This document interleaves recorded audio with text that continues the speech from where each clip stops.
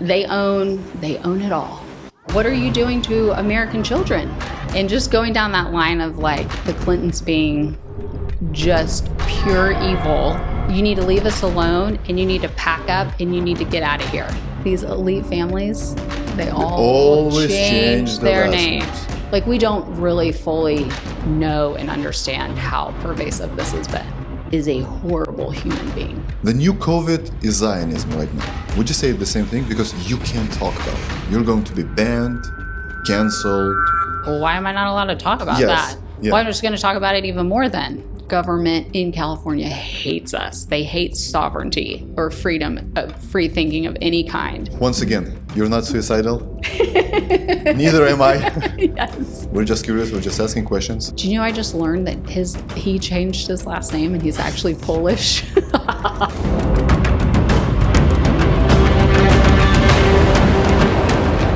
Okay, so the last time we did a podcast, you left me and all the viewers, all the audience with a cliffhanger. Oh, yes. Yes, so let's do it. Let's do part 2. And today we're going to talk about about the Radys, right? Not the Jacobs, but the Radys. That's right. Please. Are you comfortable with a brief prayer? Of course. Okay. Especially now, Easter week. Exactly. It's Holy Week. Okay. Jesus, thank you so much for this time, for Vadimus and his family, his gift that he's given California and everyone here. And I pray your protection over him, for both of us. Lord, please expose these evil people. Give us the strength and the courage to do it. Speak through our words, Lord. Be glorified in everything we do. In your name we pray. Amen. In Jesus' name, amen. All right. That's our sword. I loved what Trump just wrote on his Truth Social. Did you see the post? No, I've been living a little bit under a rock right now with family. He praised Jesus Christ. He said, this is our Lord and Savior. It's good to hear, good to read. It is. It's amazing. Yep. Oh, and my family just saw King of Kings last night. It's amazing? Is so good? It's so, yes, it's wonderful. It's setting records. Yes. I don't know the exact numbers, but people are like, we know the only solution and the only way out is our Heavenly Father to get us out of this mess. So we're about to people watch are hungry movie this week. That's wonderful. Yeah, so you said we left on a cliffhanger, and that is accurate. And all this information just blew up, and there's so much of it. We had to divide it up into 2 parts because I understand it's overwhelming, and it's not for everybody. Like, some people, a lot of my friends give great feedback. Some are like, oh my gosh, I love this. I want to know all the details. I want to know who all the players are. I want to have a greater understanding. And then I have other friends that are just like, Melissa, I can't. Just too much for them? Yeah, like they get a third through the article and it's like, I can't handle all this. It's hard to wrap your head around this. It is. Yes, it really is. And I think that's what, anybody who has been tracking this full story or anything that really is going on in depth right now, it requires a lot of faith and discernment, because once you start to see these patterns and understand like the ways of the enemy, it almost starts to jump out at you. But for someone who hasn't kind of crossed that threshold, it's too hard to believe, because it's on a global scale and it's so evil, and it's so hard to comprehend that we would be targeted. And like, how would they do it? Even if somebody wanted to do this, how would they carry out this grand plan that involved so many people to execute it? But once you really understand what's been going on, I think you can more clearly see. And that's kind of what's happened to me. Yeah, so their ways are at the same time subtle and twisted. It's like a genius plan. Yes, it's like subtle while being right in front of your face. Correct. All at the same time, and using your money and your resources. That's genius. Yes. The best thing to do with your own money, they're going to do the good stuff to you. Yes, like, oh, let me help you, and let me take your money. And yeah. And speaking of the money part, I want to make it really clear to the audience that I think there's really good-natured, good-hearted people who have been exploited by like someone who's invaded their camp, if that makes sense. So especially right now, we have the war between Israel and Gaza, and it's so divided because there's so many lies that have been woven into our history. And so my personal belief is that you have the Jewish people who have been infiltrated by a completely nefarious sect. And you see that in all religions. Like, we have Christian mystics who have infiltrated Christianity, and they're Luciferians. So they all serve this, all these infiltrators serve the same master.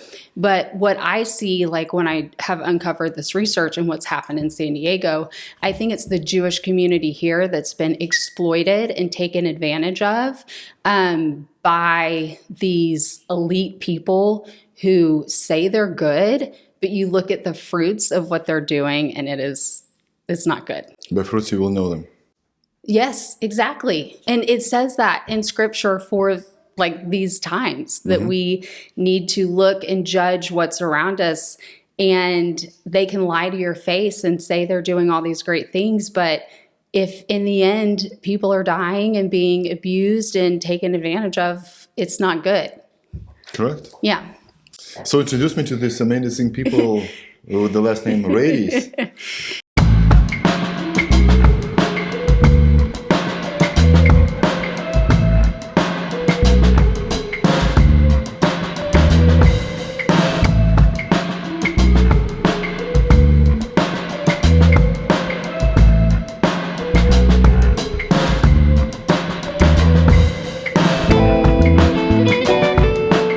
Okay, so to give everybody, you know, we have like my last interview I did with you, we talked about Irwin Jacobs. He's the founder of Qualcomm. And the reason I learned about him is because I went to UCSD for an event there.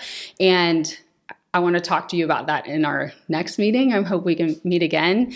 But what that caused me to do, it was such a concerning day. It caused me to like look into the university.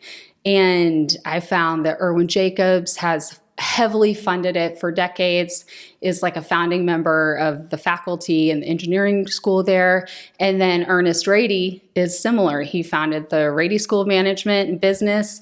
And his name is on our massive children's hospital here in Southern California, and that's called Rady Children's Hospital. And so I was kind of shocked to see like, oh, wow, they've had an influence like more far-reaching than I actually understood. But kind of what ties them into me having confirmation that they are working for nefarious reasons is they've heavily funded Jewish Family Service of San Diego, who has been a key player in our border invasion. And so I'm coming as someone who lives in San Diego County, and these people in this organization has been a mechanism of Mayorkas and any other person who's tried to flood our country with people illegally. And they've done that for a number of reasons as well. And I'm zooming in on this little these micro players, but it's affected our whole country. And so when we look back, we see like, oh my gosh, they've actually been preparing for this moment for a very long time. When you kind of peel back and see what they've been working on. You mean the illegal immigration? Yeah, but I think, and nothing is just one thing. So it's like there's been the immigration, there's been other things that they are involved in, but that's one of the main ones for this time. And then I think last time I mentioned that Catholic Charities is involved, and they've been heavily involved in Arizona and Texas, and all kinds of just fraudulent, nefarious activities are happening under the guise of these nonprofits. So Jewish Family Service is not the only one, but it happens to be the organization that I find Irwin Jacobs and Ernest Rady heavily involved in. So I'm going to I have a ton of My articles are dense because I'm making large claims and I have to back up what I'm saying. So that's why they are so thorough, because I have these, usually what happens is I have these instincts and I'll say, okay, this is interesting. This is what I think is happening. This is what I sense. But now I have to either prove myself correct or false. And I'm happy to be wrong about anything. In fact, I would prefer to be wrong about most of my instincts. And then I find that it's worse than I thought. But basically, if you want to start with like who Ernest Rady is and kind of how he's, okay. So he came in the same year that Irwin Jacobs came in 1966. From where? He came from Manitoba, Canada. As well. Yes. Well, actually, Irwin Jacobs came from the East Coast in Massachusetts, and then Rady and his wife came from Canada. And and they landed in San Diego, and he basically, let's see, with his business ventures, he founded American Assets, Inc. the year after he came. It's now called American Assets Trust, and it is a real estate investment trust valued at $1.5 billion. And then a few years later, he launched Insurance Company of the West, and they're still active today. So it's based in San Diego. It's a part of Insurance Company of the West Group, and they provide all kinds of insurance. So he has these huge businesses, and he makes billions of dollars, and then he funnels those through all his philanthropic endeavors. And that's a part of this is a part of the system. So you can apply this. You can take some other elite operations or families throughout our country, throughout the world, and this is one tactic that they've been using. So another business he has was West Corp, and he built that into the largest auto finance enterprise in the U.S. with $17 billion in assets, and then that was sold to Wachovia in 2006. So that's kind of an idea of like where he has created his wealth. But what stood out to me is that I found that he didn't become a U.S. citizen until 2005. And that's when he starts really like digging into San Diego and starts donating to all these organizations, and then gifts Rady Children's Hospital a ton of money. They start building that up. He gets his name put on the hospital. So it existed before his $400 million donation. $400 million? Yeah. Oh, wow. That's How been did they given, use this kind of money? Yeah, so they've done a lot of construction and expanding. And then they, in the last decade, have built Rady Children's Institute for Genomic Medicine. And that's when you're researching the genes of children. What shocked me was to find that his sister has done similar work through the University of Manitoba up in Canada. And so if you take the premise that we are the experiments, then you can kind of see the motive. So it's like, let's build these institutions where we can study humanity, poke and prod at them, get their blood, get access to their genes, and see what we can create. And I don't think I would be saying this if they didn't have the Center for Gender Affirming Care, which is as Nazi as it gets, where you are hacking away at perfectly healthy children. And one thing I also discovered is that the Board of Regents owns your cells. If you are partnering with any medical institution that works with the hospital system attached to it, or excuse me, the university system attached to it, they own the rights to your cells. And there was a landmark case built off of this. What does it mean, they own the rights to your cells? Okay, so I'm going to scroll down. This is at the bottom of my article. In 1990, this was a landmark case that happened out of Los Angeles. It's called Moore versus the Regents of the University of California. And in 1976, John Moore was being treated for leukemia at UCLA Medical Center. His doctor recommended the removal of his spleen, allegedly for medical reasons. Unbeknownst to Moore, his cells had unique biological properties.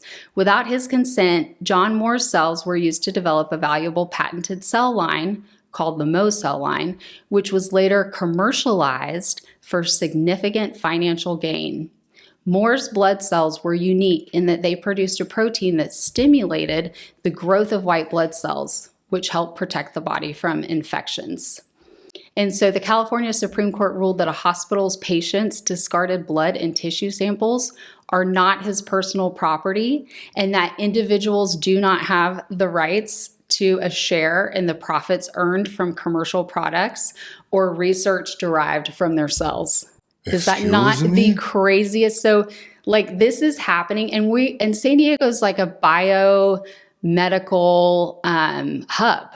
So you have the university, which receives I think it receives the highest number of grants and funding of any university in our country at like 1.74 billion, something like that. And we're also a biomedical hub. So you have taxpayer funding being flooded into the university. It's partnered with these medical systems. All these experiments are being taken place. You can sell them off to the biomedical labs for who knows what they're even doing. And we're just, again, like the little pawn in all of it. So that guy Moore, he just basically signed into a hospital with some kind of a health problem, leukemia, and then he signed some kind of a document where he said that they can do whatever almost they want with their own body and body parts. Right. So there are consent forms, and our whole world operates on consent and contracts, and us giving our will. And so, yes, when you go into these medical institutions, please understand what you're signing away. Like you're signing away the rights to your own, like whatever's coming from your body. And this is legal? It's legal. It's protected. Still? So that happened in 1976. Yes. It's 2025. It's still legal right now? Yeah, it happened in 76, but the ruling came in 1990. And so it has ruled, and so the UC system, and I'm not an expert on this, but I learned enough to like see high level what could be happening. But the University of California system is governed by the regents. It's a board of regents. And in some cases, our governor appoints the board. So like there's no protection if you're in on this elite ruling class. Like they own it all. Okay, but does the Rady have something to do with this? Yeah, so excuse me. The reason I went on that tangent is because he has recently built and funded the Center for Genomic Research in Children. And what was the most concerning to me is understanding, which I haven't heard this reported on the news at all, and maybe it has, maybe it's common knowledge, but at the beginning of this year, January 1st, 2025, was the first official day we saw the Children's Hospital of Orange County, which is referred to as CHOC, and Rady Children's Hospital unite under a combined nonprofit parent organization called Rady Children's Health. So now we have a massive, like unchecked superpower forming between UC Irvine, Children's Hospital of Orange County, Rady Children's Hospital, and UC San Diego. And they're saying their mission is what? Let's say, what is their mission when we're talking about the genome? What they want to do? They want to eliminate some kind of cancer, other disease, or what? Right. So that's where I would say, what is their mission, and do we know what they're doing with all these tests and experiments? Like, what is happening? And that's another level of my research I haven't even like broached at all. But after kind of seeing what they're involved in, it makes me concerned. So if I were a billionaire, right, and I had, let's say, $500 million. I would do the same thing. But my mission would be help the kids, help with kids with leukemia and all those horrible diseases. But if I am a billionaire and I have lots of money and I want to donate just to do harm to people, this is the whole another story. So maybe the story of theirs is that they want to help people, right? Do you have any receipts that they don't help people? Well, the Center for Gender Affirming Care shows they are not helping people. So that's the most obvious hands-on, receipt that I can find. And that's something I'm getting into next. That's kind of where all of this is leading. But what I've found is that a number of people who are involved in all of that, it's our local politicians. It's, and that part is just concerning. It's like families who have been here for a long time. And then it's a lot of the like doctors in charge are not even from America. And that just jumped out at me like, whoa, if you wanted to come and brutalize the people, that'd be a great way to do it. So we've been told like, we have to welcome the stranger. You know, that's Jewish Family Services motto in a program they run.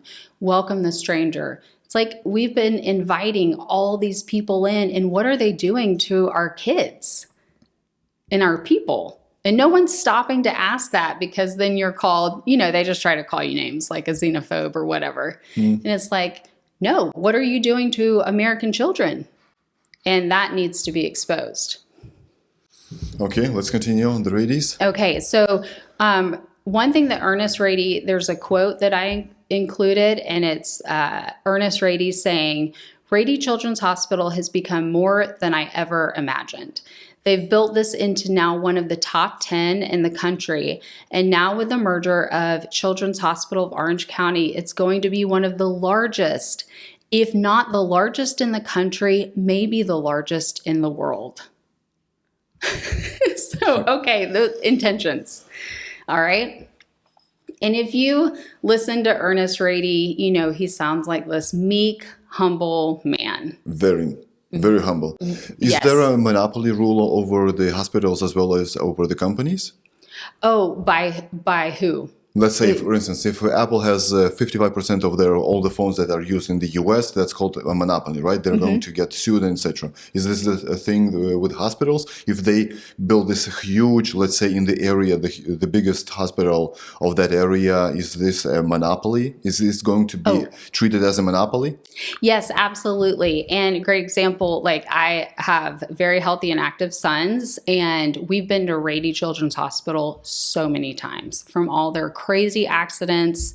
My oldest son was in the NICU there, and it was a very painful period of our life of bringing him into the world and having him in the NICU. So I'm grateful for the care he's received. But yes, in answer to your question, would I say, are they having a monopoly? Absolutely. Because there's only, like, if you go to a local hospital or an ER and you have a child, they're going to send you straight. They're just going to say, you go straight to Radys, because they have the higher levels of care. And I've actually had that happen where I've gone to a local hospital and they're like, don't stay here, go straight to Radys. And so we've kind of learned that's where you go. And in between here in Orange County, it's just chalk and Radys. If the hospitals are great, that's good news, right? Mm-hmm.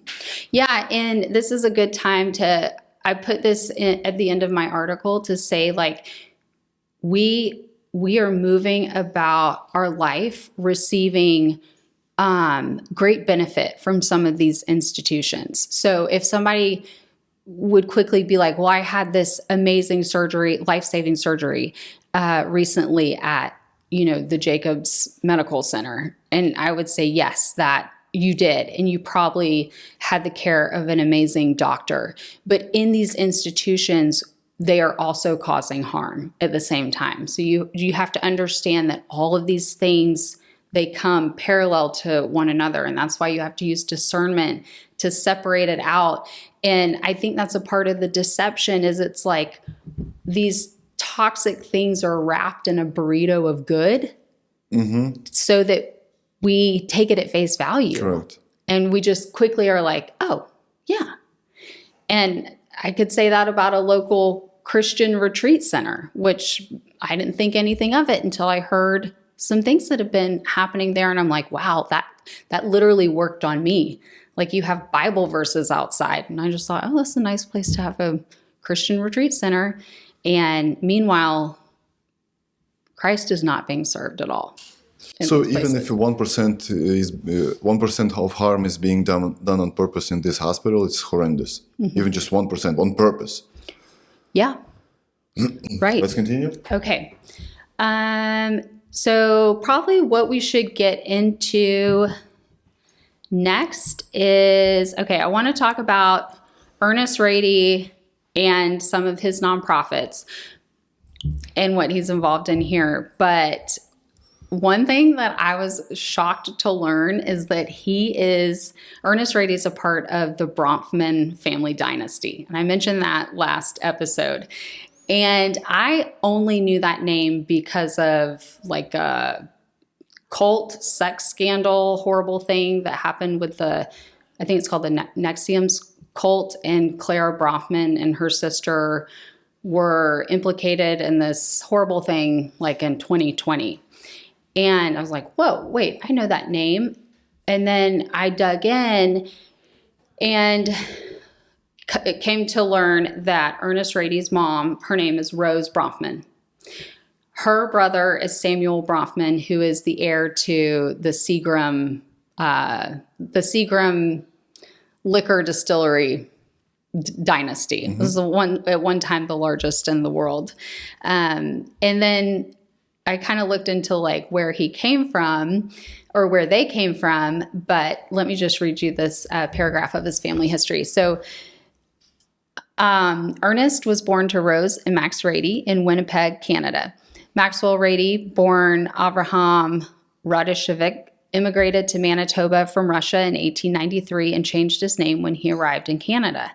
And these elite families, they always change their names. Yes. So trying to trace lineage, while it's everything, it unlocks the whole story, it's very challenging. And they do this, it's like the little hat trick. They do this on purpose.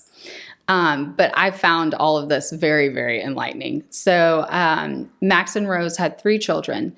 Mendel, born in 1924, Marjorie, born in 1929, and Ernest, born in 1937. His mother was Rose Bronfman, the youngest of 8 children of Ekiel and Mendel Bronfman, who migrated from Bessarabia. Am I saying that right? Yes, Serbia. This is your area, so you got to help me out. Yeah, kind of. Rose's brother, Ernest Rady's uncle, is Samuel Bronfman, who is well known for acquiring and expanding the Seagram Company into the world's largest liquor distillery and a leading global brand during the mid-20th century.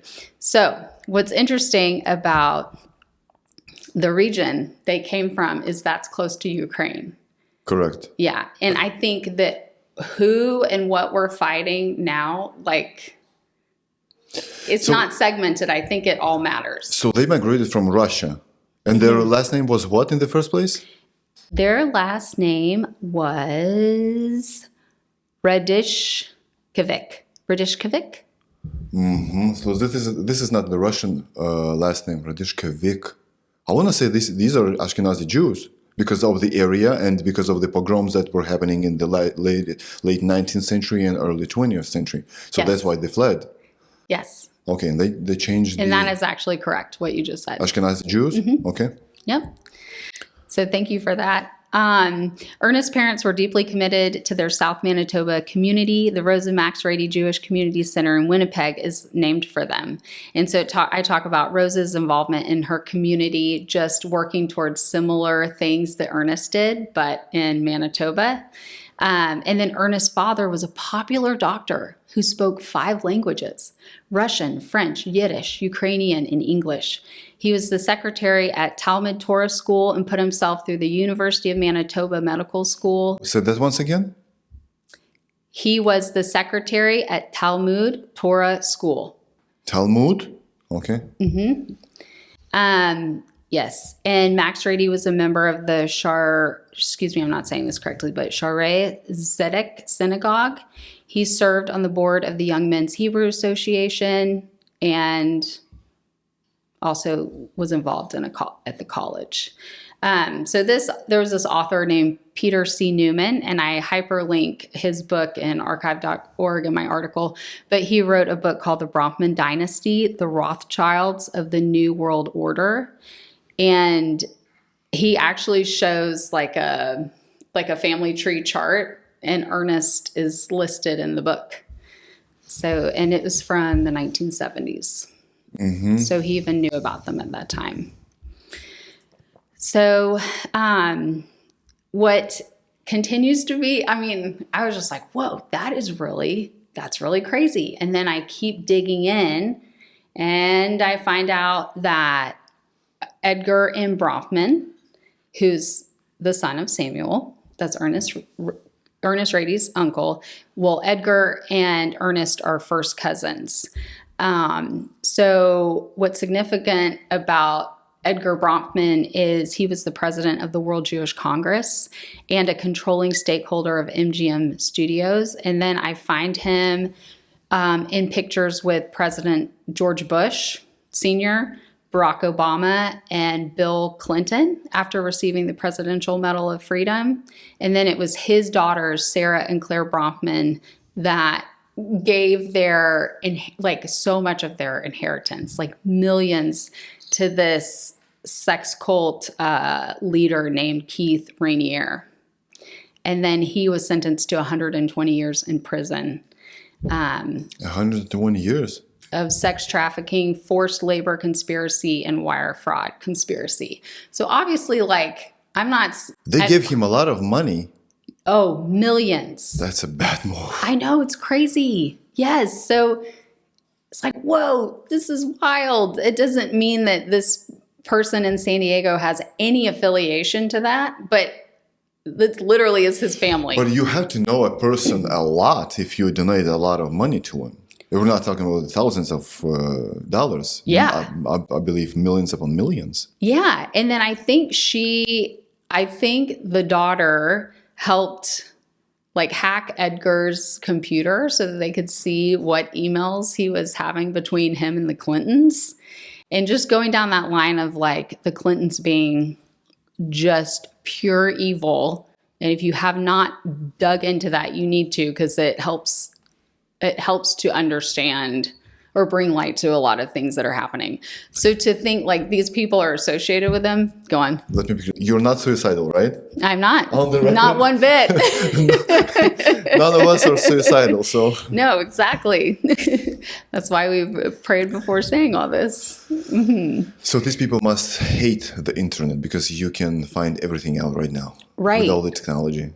Yes. And even if ChatGPT can't spell it out for you, God gives revelation and discernment, and that's something they don't have because they've cut him off, and that's something that AI doesn't have access to, and that's what makes you and I so special. Amen. Amen. So after examining the two families, it's clear that they share common goals, and that's why I chose to dig in so deeply on the Bronfmans. But banking remains a shared legacy for both the Bronfmans and the Radys. And then I found that the Bronfman Rothschild is a wealth management firm that was established in 2012 through the merger of Rothschild Investment Corp. and Bronfman E.L. Rothschild, which is a firm founded by members of the Bronfman family. So if you are doing business with Rothschilds, it's just... And you know it? Yeah.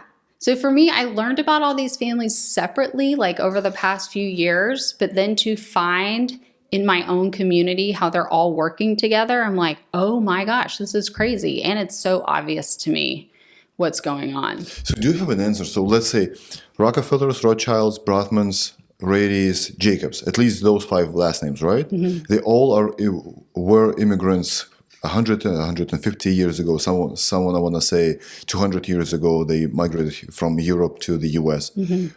How did they succeed that well? They were so smart because if they speak 5 languages at least, if they're doctors, they are very smart. They do the banking, they do the medicine, they do the schooling, they do this, and that. Yeah. So they don't waste their time watching TV, watching sports, or hanging out with their friends. They're just studying and doing business They're so with each other. busy. I think with each other, I think they come and they're very involved in their community. And so they're well established and they probably have the trust of a lot of people. I think they have the backing of each other, like these larger families. I think sometimes they hate each other and then at the end of the day, they might back each other, if that makes sense. Yeah.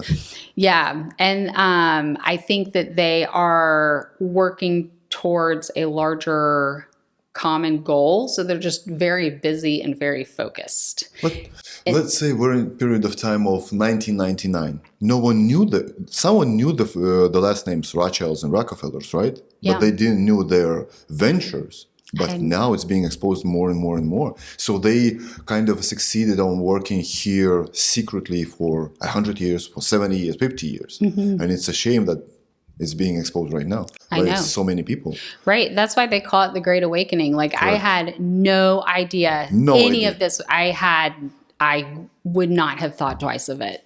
Like, I think that's just what kind of blows my mind is like a decade ago, never in a million years would I have imagined I would have learned what I've learned, that I'd be sitting here with you having these discussions in the middle of the week, that we'd be writing about it, that we even take the time to discuss it publicly, but we do that because it's of such great consequence. But it's all, it's crumbling down to the ground because secrecy is what has allowed them to do everything, and having things siloed. And I think, the internet, while it has dark parts to it, the good part of the internet is it makes all this information accessible. So that's why I always wonder if those families, at least 5 of them, I believe there are like 20 or 10, 15 of them across the world, across the globe, if they're so powerful, why did they let internet happen in the first place? They didn't foresee that it's going to do this and that to them. Mm-hmm. Because if they knew, I want to say they would kill the technology back in the 80s or 90s. Even in the 80s, 90s, early 2000s, the internet was nothing in comparison to what it is right now, especially now with YouTube. So YouTube was founded 20 years ago, exactly. Oh, wow. So if they knew what YouTube is going to turn into in 20 years and that on YouTube people are going to expose them and their family trees and everything, I believe they would kill the technology. Yeah, I think it's why a lot of people bring up the story of Esther and how, like, right now these people are going to hang on the gallows that they built for us. So, like, these tools that they've used to enslave humanity, it's very dramatic, but it's accurate. Though that's what will be their demise. And maybe they didn't account for that in answer to your question. The same thing in 2020. If they did not push that hard during the 2020, I want to say like millions, dozens of millions of people would not be awakened. No. They put just too hard on everything. Exactly. The censorship on YouTube, censorship on Facebook, Instagram, blah, blah, blah. Jabs, this and that, masks. Just was too much for a lot of people. I always say that. I'm like, you overplayed your hand, you idiots. Just like, too much. Totally overplayed it. Yeah. Had you been more subtle, less people would have been like, huh, that's weird. Yeah. It's just weird. It's just so, yes. Everything's so odd. They went over the top. Totally. And that's going to be their end. I also think they're like, well, I've heard them described as, like toddlers in the sandbox. They're going to go down fighting. So like if you push them into the ocean, they're going to grab your heel on the way out and try to sink you to the bottom with them. Like, that's how we're going to see this end. They will never admit what they did. The greatest example I want to say is 2 years ago or a year ago, Kevin Spacey did an interview with Piers Morgan. And he was sitting right there in front of Piers and he was saying, yeah, I was on a plane with this Epstein plane. How's it called? The Lolita Express. Yeah. Yeah. And I was there with Clinton. It's like, why would you say that? No one asked you. And he said that. So they're bringing not us with themselves, but others, their peers. Oh, that's great. Yes. So yeah. you have to keep tackle talking. poke one of them. It's like, let's see what happens next. Totally. Yes. And one thing that keeps me going, kind of in this vein of like, I'm not waiting for anybody to validate me or my opinions. And I'm not waiting for anyone to apologize for what has been done to us, because I know it won't happen. It's kind of like, don't hold your breath. I know it's only my faith that helps me know, like, I'm being shown what I'm seeing, and and I'm ready to walk in that confidence. Amen. I'm ready to say, I am not losing my marbles here. Like, this story has been shown to me, because how else could I see all this, you know? And justice and vengeance is the Lord's. Like, that doesn't mean I'm not going to get snarky on all of you people that I can't stand, that torment our life every day. Like, yeah, I'm going to be a little snarky with you, but you're not my problem to solve. But I am going to talk about you, and I am going to show other people, like, you're not here to help us. And it's time for us to say, you need to leave. You need to leave us alone, and you need to pack up, and you need to get out of here. I don't care where you go, but you can't stay here. So that's my motivation for all of this. Let's continue. Okay, so back to some banking. I thought it was interesting to learn that Edgar's son, Matthew Bronfman, has been involved in global business ventures, including private equity investments in Israel. Below, he's pictured with Israeli Prime Minister Ehud Olmert in 2006 when he took a controlling stake in Israel's third largest bank. This ceremony marked the transfer of ownership of Israel Discount Bank to the Charles Bronfman Group in Jerusalem. So if you remember, the Jacobs do a lot of work funding Israel, and a lot of work on the border of Gaza and Israel. And Ernest Rady, for decades, like, has aggressively fundraised for the state of Israel. And this is why I opened the podcast saying, I think, and maybe the Jewish community people in San Diego can speak for themselves. I have not had a chance to ask them this yet, but I believe someone like Ernest Rady has exploited them and taken their money. And I wonder if this is happening at a global scale, so that, like, the nation of Israel can only survive from people like, you pass the hat, kind of like a church, chipping in. Like, it can't sustain itself on its own. So are Jewish communities all across the world being exploited and manipulated to have their money going towards this nation that is doing what for them, if that makes sense? It does make sense, because let's say, so the US funded the Ukraine for how many billion? Let's say 200 billion, right? People can't even fathom how much of money this is. For $200 billion, what can you do? While our nation crumbles. Yes, and the nation of Ukraine crumbles as well. They've lost like 1 million people, million male. So where did all those 200 billions go? And Zelensky was saying that he only received, I want to say, 30 to 40%. Yeah. So it means someone got that money. It's like Newsom losing all the billions to the homeless. 20-something billion dollars. Yeah, like, oops, can't find it. I think some of let's see. Maybe, who do you both know that lost all those billions or took it from you? Didn't Tucker recently say that the arms that, like, the money we gave Ukraine went to the purchase of weapons that was then given to the cartels in Mexico, that's like coming back to wage war with the US. Yeah, but what from Tucker? He's a Nazi, bigot, sexist, anti-Semite. He's everything, you name it. Love you, Tucker. Thank you for all the work you're doing. You're a hero. He's just asking questions. He's just asking questions. Yeah, and he has I just think it's so cool. He seems to be, like, kind of isolated and secured at his home in Maine, maybe. And he's doing his shows there, and he's like, he has to go back to California. He was born and raised here. in La Jolla, He where has to all come this back. is going Correct. down. Tucker, this story. Yes. Yeah, can somebody please send this to Tucker? Yeah, the story actually it would be cool to hear his opinion on all of this, because all of this is happening out of La Jolla. Mm-hmm. That's where these people live. It's where they're funding all this research. And his dad had a great influence here. Yeah. He was the head of Voice of America, right? I think so. And he just passed away. Yes. We're sorry for your loss. He knows where the bodies are buried. Right.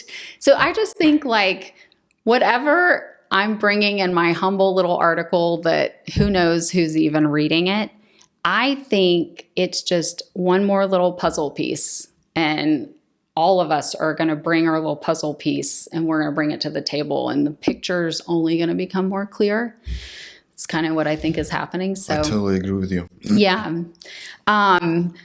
Okay, so George, if anybody doesn't know already, George Bush Sr. is evil to the core. Just because he's a Republican doesn't mean anything these days. Nothing. It says nothing. Look at, what he did, what he was involved in. I'd say like what really implicates him is survivor stories about him. And multiple survivors have had similar awful experiences with him, and he is a horrible human being. So I show you a picture of George Bush and Edgar Bronfman, with Bronfman with the Clintons, Bronfman with Obama, and then going over to Canada. But no pictures of those people with Trump. No. Interesting. Yeah. They can't stand Trump because he's here to take all this down. So Samuel Bronfman's grandson, his name is Stephen Bronfman, and former Canadian Prime Minister Justin Trudeau. I love this word, former. Can you say Former, let's take a moment of he resigned. Yes. He wasn't voted out. He resigned. Oh, Such a great word, former. it's so good. Yeah. Oh my gosh. So former Prime Minister Justin Trudeau share a long-standing personal and professional relationship, with Bronfman even attending Trudeau's wedding. But so to kind of show He's you, married? Trudeau is. I thought he was gay. No, really? I do not know. Married to a woman. Yes. Oh, okay. Yeah. There's pictures of her at the state dinner that they attended with Obama. Yeah. So Stephen Bronfman served as the Chief Revenue Officer of the Liberal Party of Canada and as a senior advisor to Trudeau. And he aided in fundraising efforts for the Liberal Party, basically helping all of Trudeau's elections. But these relationships have attracted some scrutiny after the 2017 Paradise Papers leak, which showed that Bronfman's tie to offshore tax arrangements involved a family trust. And it suggests that global business leaders and politicians may be using these tax havens to shelter money. So Maybe. Keyword maybe. Maybe. Of course they don't. There's a possibility, but they're saying no. I would never. Exactly. According to the reports in the Canadian media outlets, the Bronfman family has used a $60 million offshore trust in the Cayman Islands to invest in Israel. So it's like, why do all these people have ties to Israel? Because they're Jewish. You see, to be honest, I would do the same thing. Let's say I'm a Lithuanian, right? I came here, let's say I'm a billionaire once again. If my country needs money because of the Russian aggression, Latvian aggression, Polish, you name it, of course, I would raise money and send a lot of money to my country. If that's true, but if my own country would be the aggressor, right? I would say, hold on, guys. If you want to attack, if you want to provoke the attack, I'm not going to fund you. I'm not going to, as a billionaire, I'm not going to send you even a dime, and I'm not going to raise you a single penny for you. If the premise is my country is being attacked, I would do the same thing. But once again, they're doing this for decades and for billions and billions and billions of dollars. Yeah. It seems like for those 50 to 60 to 70 years, they would have to arrange kind of a system of the way how they protect themselves, but they still have to get money from a side. Right. You're always depend on other countries, which is very not convenient. In like the United States. Correct. Like we are, I mean, they need to be weaned off the, you know what? It's like a mother breastfeeding baby Israel. Like we've funded them more than any other country. Over Given those, them the most amount of money. Over those all years. And people get really mad at that statement. Well, they'll say, but that's our ally. But what has Israel done for the United States of America? They're going to tell you that you share the same values, Judeo-Christian values. I would argue that Judeo values are not the same as the Christian values. Because even if you read only the Tanakh, which is the Old Testament, your values are not the same as mine if I read the Bible. Because you have to stone the gays, adulterers, etc. if you live by the Old Testament, which is written in Deuteronomy and Leviticus. But if you read the New Testament, Jesus Christ says, love your God and love your neighbor as yourself. So you would never stone yourself. You would love anybody, if that's a trans person, if it's a gay person, if that's a thief, adulterer, and etc. So this is the premise. But at the same time, I would say, if the U.S. stop funding Israel and Israel is about to be destroyed, I would say, of course, in my opinion, Israel has to be. There is a place for Israel to be right there, especially for Jewish people. But at the same time, once again, for 70 years, you still need money. So maybe you should figure out some kind of a ways to have some partners in the Middle East that would help you protect you from all the aggressors, and you will help them to do business or something else. Because you have this 60 years, right? It's not a decade. Yeah, so that's interesting too. It's like, is Israel an infant, an adolescent, a full-grown country? Like, where are they in their development? Because it's just in, like our parents' lifetime that they have come into existence. They're a very young country. Yeah. So at what point is it your responsibility to be self-sustaining? And like you said, it's your job to befriend the neighboring countries around you, but you are constantly at war there. Constantly.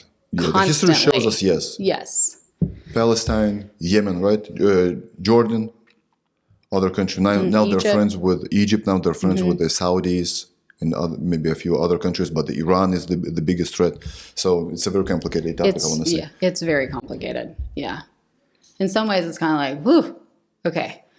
We get close to it. I just feel like those billions that are being raised and sent to Israel are the people of Israel, Jewish people, don't feel it because the October the 7th happened.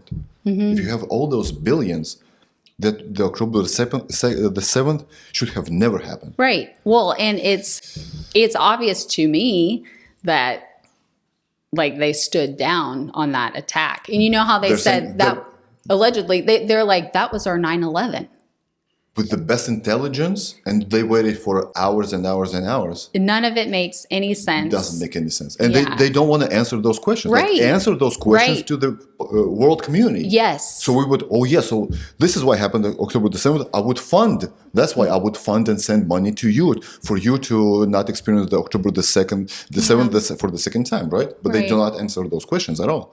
Right. So my question, from afar, I don't have the answers. I only have questions. Me too. That's what gets me at the table. I don't have answers, but I have questions. Curiosity. Exactly. And so my question, if you live in Israel, and I know some people who do. I do as well. Yes. And what do you think of your government? Are they protecting you? Like, how do you feel about it? Or are you just like, what helps me sleep at night, and this is where I've kind of landed, is there's only a small percentage of people that will actually, in the whole world, admit what's actually going on in all areas, like in medicine, in the skies, what our wars are about, all of it. So even if you live there, you may not think twice to be like, oh, they're fine. They love me. They'll just blow it off like, this is good for me and that thing's good for me. Am I making any sense? It's very convenient. So if you are a president of president of the European country or of the United States, you only have 2 times, right? You have to be a president for 8 or 10 years. It depends on the constitution of your country. But if you're a prime minister, so you can serve your country for decades. This is what this guy has been doing from the early 2000s, right? Netanyahu? Correct. Yeah. Yes. How long has he been Ooh, can I look it No up limits. real quick? I want to say he was the guy that in 2003 said that 2003 he said that there is weapons of mass destruction in Iraq, right? That's why they have to intervene. Wow. Okay. Yeah, he was born in 1949. He served as a prime minister of Israel since 2022, having previously held the office from 1996 to 99, and then from 2009 to 2021. Wow, longest serving prime minister in Israel's history, over 17 years. Wow, that is a long time. Do you know I just learned that he changed his last name and he's actually Polish? Excuse me, who? Polish? Okay, what's his last name? What's in the first place? I wish I had written it down. It's out there and I could get back to you. Why do they change the last name? Yeah. Yeah. What's going on? Let's continue on the Radys. Again, more questions with no answers. Okay. So we were talking about, and this is kind of the end of speaking about the Bronfmans, but Trudeau was asked about Stephen Bronfman's involvement, specifically regarding his presence at a state dinner in Washington, D.C. in 2016. And Trudeau defended Bronfman, expressing confidence in the assurances that all rules have been followed. And that was talking about the offshore money.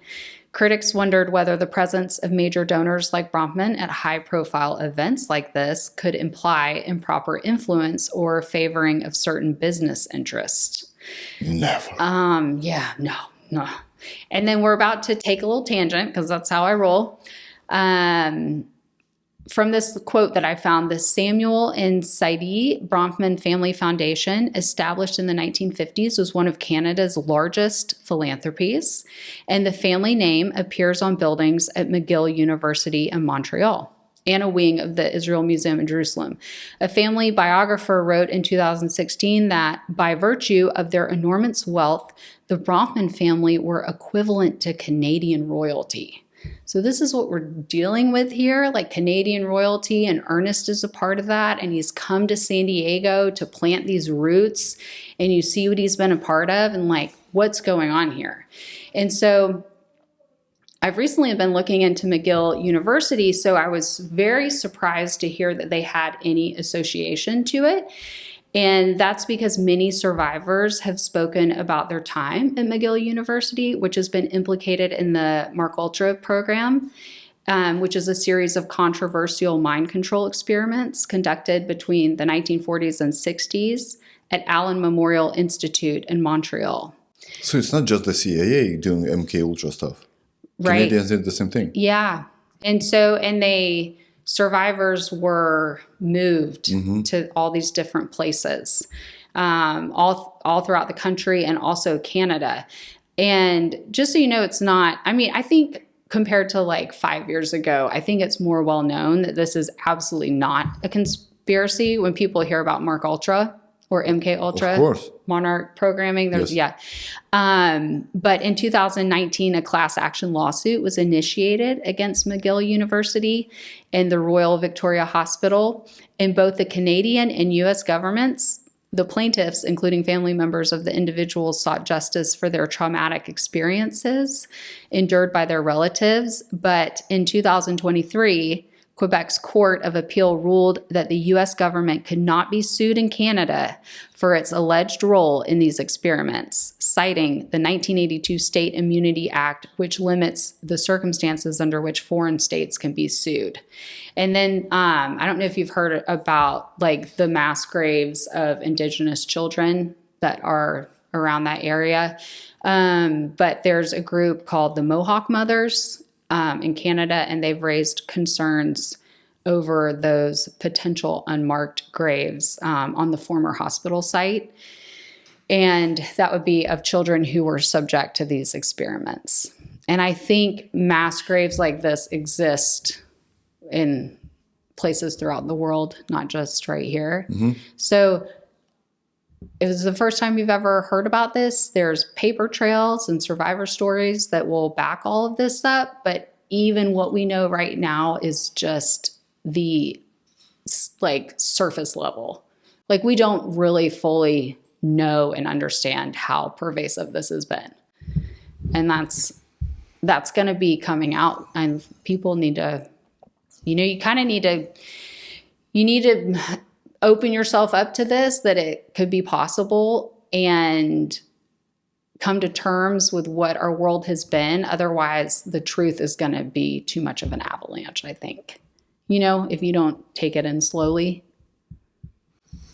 I think the truth can be too much of an avalanche, in my opinion, only with the Epstein files. If they're going to show, let's say, this list of 200 names, and then people are going to find those names, that the people that they were following for decades and decades, they're saying, this is my hero, this is my idol, etc. And he's proven he's a pedophile, he did this, and that. This is going to be a downfall, that's for sure, for those people. But this kind of information, I think, is just too hard to comprehend and to connect the dots. But I believe everything is connected. So you can connect, in my opinion, this is only my opinion, but I believe that Fauci is connected to Gates, to the presidents, to former presidents, to vice presidents, to all those rich families, even to the families, the last names we don't even know or we have never heard in our lifetime. I believe that it's all, just like you've mentioned before, it's all a huge puzzle. Yes. But we're getting those pieces one by one, or maybe we're just dealing with this puzzle from the farthest corners, right? You got this piece here, I've got right there. Yes. Once we meet in the middle, the last one is going to put all the dots.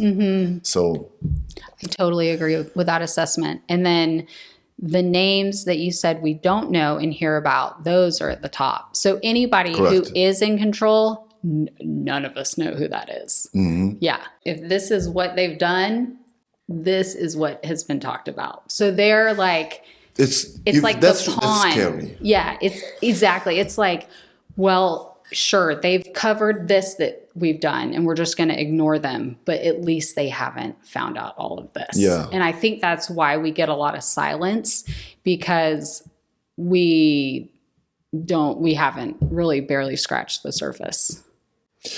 Don't you think that right now, in 2020 to 2022, the COVID stuff, the new COVID is Zionism right now? Would you say the same thing? Because you can't talk about it. You're going to be banned, canceled.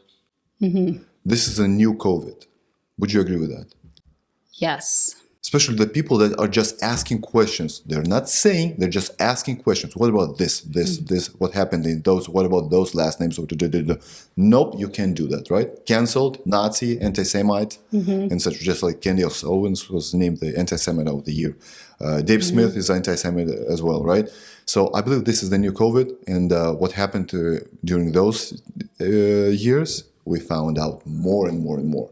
Right. So I believe we're going to find out about those evil people even more if they try to suppress us more. So the more you suppress, the more people push makes back. You look the other way, because you're like, well, why am I not allowed to talk about that? Yeah. Well, I'm just going to talk about it even more then. You're implicating yourself in your, censorship of us. Yeah. And then I want to bring up, what's going on with Trump and RFK, and how people say they're not going after like what you just mentioned enough.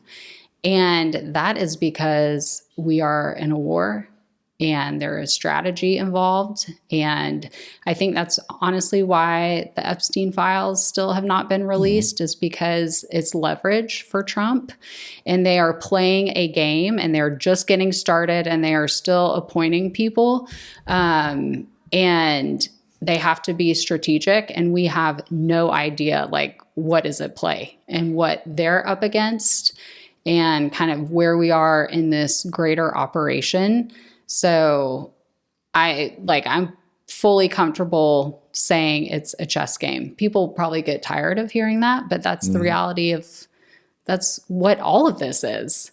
And this is a chess move. Like, you and I having this conversation is a move on the board. So I don't have access to, what would you call it? Like high intelligence, or what's high level intelligence? Yeah. I'm not involved in that at all. I can be killed. Yeah, I'm happy to not be involved in that. But you and I have a role to play to the people who are moving about just their everyday lives and working hard and trying to raise a family and take care of the people they love. And like everything right now is strategy, because you see what's at play. And then you see like some of the attacks happening and these weird accidents. Siemens' CFO or CEO just died last week in a helicopter crash. Right. Yeah. So many coincidence. Right. So many plane crashes, so many fires, like none of it is a coincidence. You know, so in regards to RFK Jr., I believe if he truly acknowledged with his whole heart that if he comes out first and says, and let's say, yes, I have sent these nude photos, I did this and that, and as long as he was not involved in pedophile scandals, I believe that people would say, we're good with that. But now you're not being blackmailed, right? You come out first. Now you do what you promised, because it feels like he is blackmailed. And he's afraid that the truth is going to come out, and that everybody is going to find out that he sent or got and this nude photos or videos, etc. No one cares about his sex life. Do you care about RFK Jr.'s sex life? No, nobody cares. I could care less, and I know that's the general sentiment where it's like, yeah, it's kind of like when you're asking, my girlfriends, I have this conversation a lot, when you put like Christian expectations or standards or biblical morals onto someone who has nothing to do with the faith. It's like, why are you holding it? Okay. Yes. All of our elected leaders should abide by a certain standard. And I don't know. I mean, he's been so forthcoming about that he's imperfect.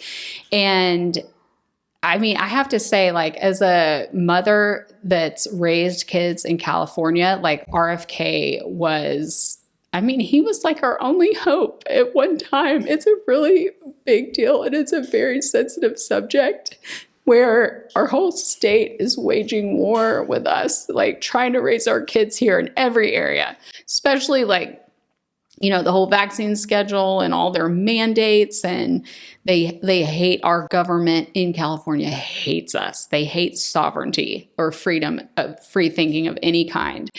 And like Children's Health Defense and RFK, it's like a light in the dark. And I'm personally very protective of him, because anyone who, you know, has like withstood, similar to Trump, just years of lies and berating and abuse.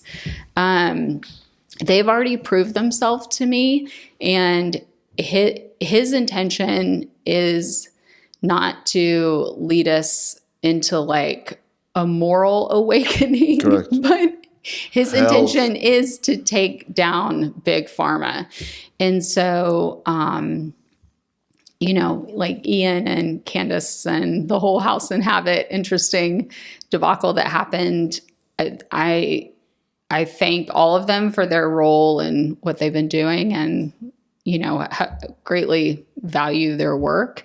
But I do think all of that was like a major like whiplash speed bump for all of us. And I guess my question would be like, what does that serve? And what if it's not blackmail? He's just being strategic, because he is face to face with this beast that is trying to take us down. Like, God bless you, RFK and Donald Trump, for going head to head with the deep state and whatever it is that like hates humanity. I mean, that's why they got my vote. So, excuse me. All I'm saying is that if he's being blackmailed because he has some nude, etc., as long as he's not a pedophile or a rapist, even if he is, right, you go down, but you go down with the dignity. Yes, you are going to find out that he was a pedophile, rapist, did all that stuff, but at the same time, he goes down with the big pharma. He goes down with those horrible people, etc. Oh, yeah. He has no option if he is. Oh, yeah, totally. And I don't think he is at all. I think it's been defined that it's nothing like that. But they got something on him. It seems like they got something on him, and he's very afraid that he's going to see the daylight. Yeah. And I think, and sorry if I'm being repetitive, but even if they have something on him, what if he's not actually being blackmailed? It's like, yes, that's true that there's something circulating or who something embarrassing, who knows what. But maybe he's not being blackmailed. Maybe he's just playing his cards right. I hope. And we don't quite understand the reason he hasn't been speaking out the way he has. But as a mother who's been on the other side of the, I want you dead or berated, dead or otherwise, publicly humiliated unless you do exactly as I say, says the gods of big pharma. Like, I understand how evil the beast is behind this. So I think it is so much more intense and complicated than anyone could ever imagine. And for anyone like RFK to have the strength to face that head on, like, he has my utmost respect. If my people will humble themselves, I will help them. Yes, amen. Basically. Right. Do you have anything left? Let's see. I go through kind of some of Rady's, I guess, like his involvement in Canada, which I think, people can look into that, where he's heavily involved in the University of Manitoba. And so it's honored him, and they've named the Rady Faculty of Health Sciences after his father, and, his kids have given heavily to the university. So whatever he's doing here in San Diego, he's still doing in Manitoba, which I had no idea about. And then I do just want to talk about the Jewish Family Service and our southern border. And this kind of ties into like every interview I've done with you so far. This is our border. Correct. And we live in San Diego, so it's significant. And I've been following this whole thing for the last few years. But I found when I went on our Secretary of State website that Ernest Rady had set up the Rady Jewish Family Service Foundation in 2019. So it's a whole separate nonprofit. And then on the state filings, Michael Hopkins is listed as the agent for the corporation. And Michael Hopkins is the CEO of Jewish Family Service. He's been with them for 13 years. He makes over $500,000 every year. And $500,000? Mm-hmm. Nonprofit. Right, exactly. Okay. And it shows, and I have a picture of them at one of the fundraising galas together. And it's just like, what's going on here? That just made me say, you need, and if you're a billionaire and you understand tax evasion or moving things around, like to benefit you financially, sure, this is going to be over my head. I'm sorry, I'm not a billionaire. And maybe you set up these other nonprofits and you move your money around based on certain years of your earnings, and that helps you, shelter it and continue to use it without the government getting it. That could be a smart thing, honestly. But when I look at what they were involved in, and I saw with my own eyes at the San Diego International Airport, one of the volunteers, like, helping people through a side line where you don't necessarily have to show your ID to get on a flight. And Audra Morgan has gotten tons of video. She's an independent journalist here in San Diego. She has tons of videos showing the same thing. And one was like a father with 2 children, and one was a single male. I saw, of the 2 groups, no women, but they were being escorted by some, 20-something volunteer. And they had their red folder. And there was San Diego Rapid Response. It's like the organization under Jewish Family Service. It's kind of all the same. It's just a different name. So they flew in from their country to San Diego, and they didn't get through the passport control. Or they walked across the border, maybe, at Mexico. Yeah, but they were in the airport. And then they came to the airport. Yeah. And then they were, escorted on to their next destination. Who knows where that is? And were they given a boarding pass? Like, was that paid for by Jewish Family Service? You know, how many thousands of people have they helped over the last 4 years? What kind of appearance did they have? They were Latinos? One was a Hispanic looking man, maybe in his late 20s. The other could have been like a father of maybe in his 30s, and he was black. He could have been Haitian or... No, not at all. No. So Jewish community helps Latinos. Oh, yeah. Mm-hmm. They're no longer, I mean, they do work in the Jewish community. Jewish Family Service does, but they also are involved in the whole homeless racket that's happening here in San Diego and the safe sleeping parking lot sites. And what's happened is all this money. So Sarah Jacobs, since I saw you last, has come out and said she's introduced a bill to defund Doge, even though I think a lot of that is like volunteer work by She's people. A senator from California, right? She is a congresswoman from San Diego, and that's Erwin Jacobs' granddaughter. Yes. So, but in my research, like, they benefit from USAID funding, and it's just, she just wants to, she's in place to shut it down so they don't see what their family has been doing. It's very obvious to me. What was I going to say about, introduced a bill? Oh, sorry. Yes. Introduced a bill. And I was going to say something about the border, but I totally forgot. So I'm sorry. So Jewish Family Service helps not Jews to come from their country or from other countries to come to the U.S. and live there safely, but they help Latinos, blacks, you name it. Everybody except the Jews, because the Jewish people can come to U.S., I want to say, without any illegal border crossings. They have all these possibilities. Yeah. Would you agree? Possibly, yes. Possibly. I'm not quite sure of the ins and outs of that.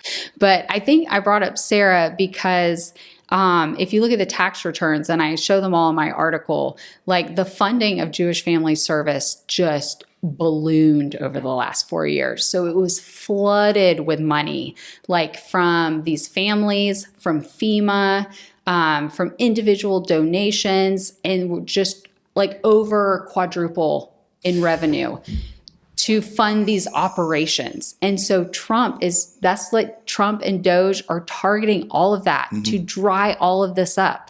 So like whoever is screaming about fraud and that they don't want you to look, it's because they're benefiting from it. It's so obvious. But isn't it true that FEMA has to solve the problems? They have to work, but not to fund other organizations that you can't even track the money. Yes. And that's the government. That's why they love NGOs, because they're like, ooh, that wasn't me. Yeah. NGO is a non-governmental organization, and our government can give them money, and our county does this too, where they say, all right, we're going to kind of employ you or contract with you to handle this situation with the homeless or the migrants or whatever it is. And you name the price. Yes, they name the price exactly. It's almost like blank checks. In some cases, whistleblowers have confirmed that with the federal government and like Homeland Security prior to Trump being in office. Where it's a blank check and there's no accountability.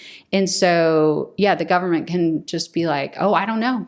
I don't know what the status is of that. They've just been helping us with that. And that's going on in like all kinds of organizations in our county. But that's very convenient. So if I have a lot of money, I want you to be elected into the Congress, right? You become current, and then you are being responsible for sending money to these NGOs. So I establish an NGO, and I say, I'm gonna repair the chairs by the beach, right, and the ocean side. It will cost you $100,000, no problem. So you give me the check, I do it with $10,000, $90,000 is left for me, right? Legally, white, everything's good. Right, exactly. Right. And they're smart. They've set it up that way to facilitate such a large scale operation. And, I just want to say, like, I withdraw my consent from my money being used that way. Like, I do not agree to our government using our family's hard-earned money, just giving it away willy-nilly, like without me knowing where it's going or who it's benefiting. I want it to stay here in our community. I want for the first responders, for the veterans, for the retired grandmas and granddads, right? Yes. For the streets to be cleaned. Yeah. And all the people who have paid into this system over decades, for people just to come and get that and receive these benefits. Oh, I believe they get like cherry on the top. Like 1%, yeah. 99% is being just to you, then we're good. It's so hard to even believe what's happened, but there's so many things like that. So it's just like. And when Elon Musk shows all that with all the receipts, people hate him for that. He's a Nazi. No, my gosh. Nazi. No, Bro, it's so crazy. Nazi. Being a Nazi has nothing to do with doing what Elon Musk is doing. Nothing. No, it's crazy. And then, like, there's so many people in this area who are driving their Teslas around with their bumper stickers. It's so embarrassing. And they'll be like, I bought this before I knew Elon went crazy. I'm like, you're such a sissy, first of all. And you're still virtue signaling. Like, get over yourself. Who cares? And name at least one thing what Elon Musk did wrong. Name me one thing. They won't do it. Yeah, and he's the same as like Fauci and Gates, and you haven't been whining about them over the last few years. Like, they were helping unelected, and they've been all up in our business, and you didn't say anything about that. So, one other thing I just ran across that I forgot to mention is that Rady Children's Hospital, speaking of the migrants, they helped facilitate the movement of 3,200 unaccompanied children across our border in 2021 or 2022. And so our convention center was transformed into an emergency shelter. And I remember hearing about this and going, oh my gosh, there's like 3,000 kids without parents in our city. What the heck is going on? How did they get here without parents? And that many, yes. And it said in March of 2021, the volume of unaccompanied minors crossing the United States-Mexico border was at its highest point in 15 years, double the volume from the month before, and the largest number ever to cross a border in a single month. What was going on? So that's another thing where it's like, why are you involved in this? Why are you not speaking out about this and saying, this has to stop? Or where are these children coming from? Or where are they now? Or where are they now? Exactly. It's been 4 years since they came to the US, right? Yes. Show me, where are they? And no follow-up from the man whose name is on the hospital. Where are these children? Are they safe? Has Jewish Family Service used the funds to locate them and bring a report that they're okay and we followed them on their journey? No. So I'm calling your bluff on that. And then, we know some amazing nurses who were fired during the pandemic for refusing the jab, and Rady Children's Hospital treated them horribly. So it's just this fruit, but that's basically that. So these are the Radys. What's next? So what's next is going to be part 3 of this series. I will come with receipts, and my specific focus will be on Rady Children's Hospital and their Center for Gender Affirming Care, and then UCSD's association to the center, and how the public school is involved in the conveyor belt of literally putting our children on the chopping block. And so I'm going to show you the conveyor belt and how everybody is involved to participate in the mutilation of perfectly healthy minor children happening here in our community. Chopping block, you mean transgenderism? Mm-hmm. Okay. Substack, as always, and Instagram, links are here in the description. Once again, you're not suicidal. Neither am I. Yes. We're just curious. We're just asking questions. God bless you. And this week is Easter week. He is risen. He's right? risen indeed. He's not the king. He's the King of Kings. He's the King of Kings. And I didn't watch the animated movie, but you said that, and I've heard a lot of great people that were saying that this movie is great. I'm about to watch it, and you guys go and watch this animated movie in cinemas. I would love for this animated movie to gross, I would say, 300 million, 400 million, 500, at least more than Snowball. Just shut the hell them up. Exactly. Create those kind of movies. We're gonna pay it, and we're gonna vote with our dollars. Yes, we $20 are. for a ticket, two, 3 kids, 2 parents, $50. We're good. We're about to do that. See it in the theater and Correct. show them. God bless.